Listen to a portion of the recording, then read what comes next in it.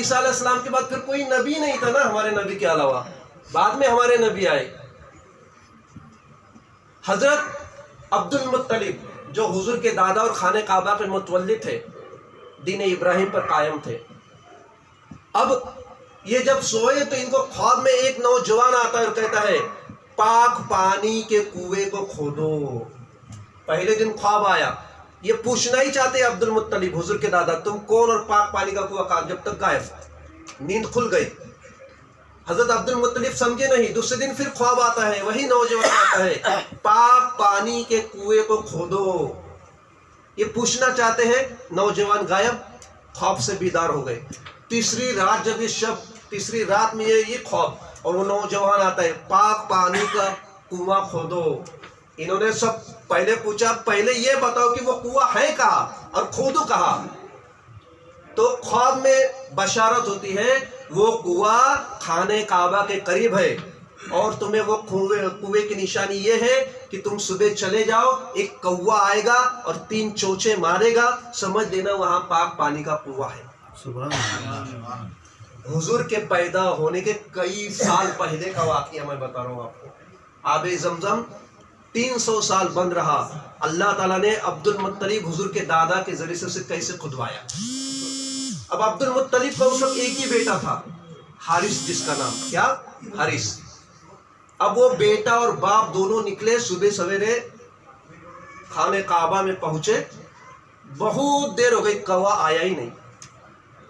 جب دوپہر آنے لگی، زوال کا وقت، کوا آیا اور وہ کوا اس جگہ پر بیٹھا، 3 مرتبہ چونچ ماری۔ عبد المطلب سمجھ گئے کہ یہی وہ جگہ ہے۔ عبد المطلب نے اپنے بیٹے کو لیا، ہتھوڑی چھنی، کہ تو اس زمانے میں کیا تھا، مٹی نہیں تھی، پتھر تھے، پتھر بڑے بڑے، ریگستان ہے، وہ بڑی بڑی والو تھی، پتھر تھے، اس سے ڈھکا گیا تھا۔ اب وہ لے کر کے کھودنے لگے تو عبد المطلب نے تمام مکہ والوں کو بلایا، مکہ والوں آؤ آؤ آؤ، ادھر آؤ کہ یہاں پر اللہ تعالیٰ نے ایک پاک پانی کا کنواں نازل کرنے والا ہے، اللہ تعالیٰ نے کھودنے کا حکم دیا ہے۔ مکہ والوں نے مذاق اڑایا، عبد المطلب ارے وہ کنواں ہم نے سنا تھا 300 ساڑھے 300 سال گزر گئے، وہ تو بجھ گیا، اب کیا وہ ملے گا، ہم آنے والے نہیں۔ عبد المطلب کوئی آئے نہ آئے، میرے رب نے حکم دیا ہے، میں اسے کھودوں گا۔ بیٹا حارث کو لے کر کے کھودتے رہے، کئی مہینوں تک کھودتے رہے، کہاں نکلتا آب زمزم، کئی مہینوں تک کھودنے کے بعد ایک دن کھودتے تھک گئے اور دوپہر کا وقت ہوا، زوال کا وقت ہوا۔ عبد المطلب پریشان حال ہوئے اور کہا کہ نہ جانے ملے گا بھی کیا نہیں۔ اس وقت اللہ سے دعا کرتے، پروردگار میں تو کھود کر تھک گیا ہوں، اے اللہ اب میری محنت کو تو کامیابی کی صورت عطا فرما۔ اے اللہ اگر یہ کنواں نکل آیا تو تو مجھے اگر 10 بیٹے دے گا تو ایک بیٹا تیری راہ میں ذبح کر دوں گا۔ نذر مانگی، منت مانگی، 10 بیٹے دے دے تو ایک بیٹا تیری راہ میں قربان کر دوں گا، یعنی ذبح کر دوں گا۔ جیسے ابراہیم علیہ السلام نے اسماعیل علیہ السلام کے حلق پہ چھری چلائی تھی، ویسے میں ذبح کر دوں۔ اب اس کے بعد جیسے ہی پھر کھودنے لگے، اللہ تعالیٰ کا فضل و کرم ہوا اور آب زمزم کا کنواں جو ہے موزے مارتا ہوا وہاں سے پانی نکلنا شروع ہو گیا۔ سبحان اللہ۔ اب جیسے ہی پانی نکلنا شروع ہوا، تمام مکہ والے دوڑے آ گئے، خوش ہو گئے۔ عبد المطلب کہتے خبردار ہے مکہ والوں، محنت ہم نے کی، اس کی ملکیت میرے خاندان میں رہے گی۔ ہاں پانی کی قلت ہے، تم پانی پینے کے لیے استعمال کر سکتے ہو۔ بور تو نہیں ہو رہے نا تھوڑا، ہاں پانی کی قلت ہے، تم استعمال کر سکتے ہو۔ اب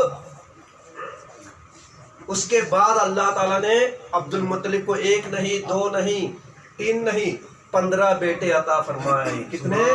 15 بیٹے عطا فرمائے۔ اب میرے پیارے آقا صلی اللہ علیہ وسلم آنے تک اس میں سے کچھ انتقال ہو گئے، کچھ زندہ رہے، تو آخری 15واں بیٹے کا نام حضرت عبداللہ، کیا؟ حضرت عبداللہ، جو حضور کے والد یعنی باپ اپنے لفظ میں۔ اب جب 15 بیٹے اکٹھا ہوئے تو عبد المطلب کہتے اکٹھا کیا 15 بیٹے کو اور کہا اے میرے بیٹو، یہ آب زمزم کا کنواں جب نکل نہیں رہا تھا میں نے اللہ سے نذر مانگی کہ ایک بیٹے کو تیری راہ میں ذبح کر دوں گا، پروردگار اے میرے بیٹو اب بتاؤ تمہارا کیا مشورہ ہے؟ تو ہمارے جیسے تھوڑی بیٹے تھے وہ اس زمانے کے، تم جو چاہے کرو، مرو، ذبح ہو جاؤ، مجھے کیا۔ 15 کے 15 ایک زبان کہتے ہیں، اے ابا جان اگر یہی مرضی ہے تو آپ کسی کو بھی چن لو، ہم تیار ہیں۔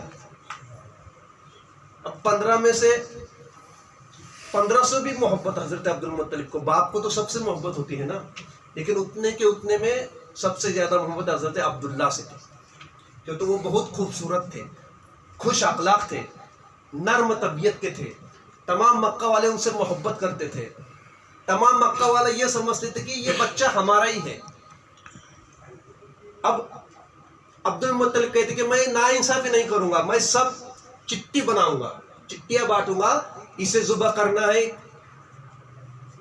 ذبح نہیں کرنا ہے، اور ایک چٹی میں ہوگا کہ اسے ذبح کرنا ہے، تو جس کے پاس اسے ذبح کرنا وہ آئے گا، بس اسی کو میں ذبح کر دوں گا۔ 15 چٹیاں پھینکی گئی، حضرت عبداللہ کے پاس ہی آ گئی، اسے ذبح کرنا ہے، حضور کے والد۔ اب تمام مکہ والوں میں یہ شہرت ہو گئی کہ عبد المطلب اپنے بیٹے عبداللہ کو ذبح کرنے لے جا رہا ہے، اور تمام مکہ والے حضرت عبداللہ سے بے پناہ محبت کرتے تھے۔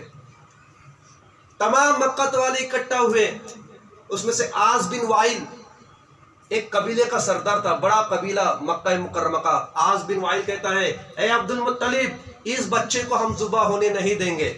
عبد المطلب کہتے ہیں کہ میں نے اللہ سے نذر مانگی ہے، آب زمزم کا کنواں نکالا تو ایک بچے کو ذبح کروں گا، اور میں نے باقاعدہ چٹیاں ڈال کر کے اس بچے کا ہی نام آیا ہے، اب مجھے اس بچے کو ذبح کرنا ہے، کوئی روک نہیں سکتا، میں نے اپنے رب سے وعدہ کیا ہو۔ دیکھیے ایمان والو، اپنے اللہ سے وعدہ کرنے کا کتنا فاش ہے حضرت عبد المطلب کو۔